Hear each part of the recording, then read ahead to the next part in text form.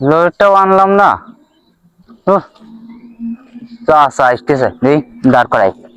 চাচা দাঁড়ান তো। কি বাবা যাবা? ওঠো। না চাচা, লাইটটা দেন তো, বেডটা ধরাবো। লাইটটা দেন।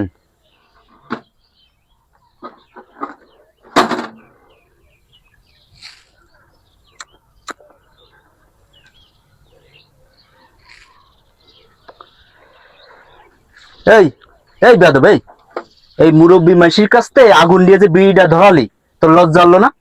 এই কাকা, আপনার কাছে যে আগুন নিয়ে এই যে বিড়িটা ধরালো, তা আপনার কি খারাপ লাগেনি?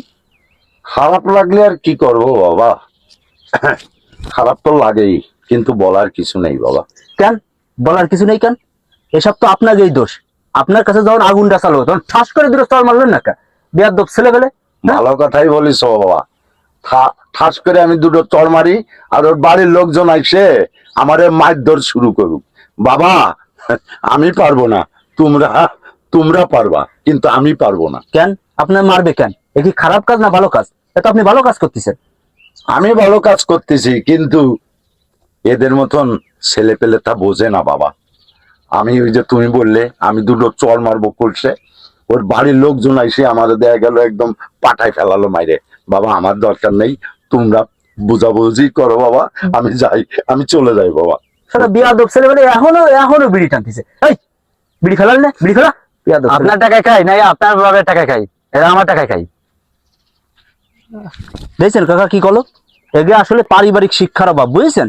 এইবার আর চিন্তা করো বাবা, তোমার সামনে দাঁড়ায় যদি এত বড় কথা বলে, আর আমি তো সামান্য একটা ইজি বাইকের ড্রাইভার, আমি কি প্রতিবাদ করতে পারি বাবা? প্রতিবাদ করতে পারো তোমাদের মতন ছেলে পেলে, আমি না। বাবা আসি, সালাম। মান সম্মানের ভয়ে আমাদের মুরব্বীরা এখন ছেলে মেয়েদের সুশাসন করে না, কিন্তু সুশাসন করা উচিত। সুশাসন যেদিন থেকে আমাদের এই সমাজ থেকে উঠে গেছে, সেদিন থেকে আমাদের ছেলে মেয়েগুলো নষ্ট হওয়া শুরু হয়েছে। আমাদের ছেলে মেয়েদের যখন মুরব্বীরা শাসন করে, তখন আমরা তাদের সাথে লাগতে চলে যাই, মারতে চলে যাই। আমাদের এরমটা করা উচিত না।